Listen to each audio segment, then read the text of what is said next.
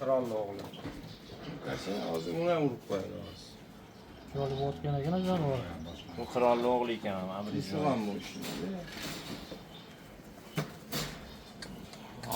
ekstrerga qolibdi o'sha. Orqasi sal oqayotgan ekan. Ha, buni o'zi boshida birinchi turlovni o'zida tashlagan. Nimaligini bilasizmi? O'sha gap. O'sha gap sizligidan. Onasi sizda-yu, buni $8. Mana buni urib qo'yapti hozir. Vujudi ham, oldi podborkada ham, kallada ham. Hozir endi hamma fikrini bildiryapti-yu. Uni ishlab ko'rganda Alloh bilguvchi deb berguvchi Alloh.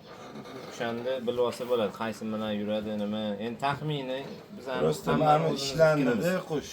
o'zimizning fikrimizda. Ha, inshaalloh kaptarlar sog'lom yurib tursa, sababini qilamiz. Allohning izni bilan O'zbekistonda ham qopqon teymani yuzaga olib chiqish maqsadi ishlab chiqarish. Qushlar bor-da, yaxshi qushlar bor bu qushlar. Qirol Inshaalloh mana To'qshubiy liniyada qopqon desa mana qopqon. Qizil qopqonlar o'zi kamda. Navot qopqonlar ko'p, qizil qopqon kam. Bütün shular o'sha boshqa narsa. Olib boramiz. Buni esingizdan piskunligini so'radim.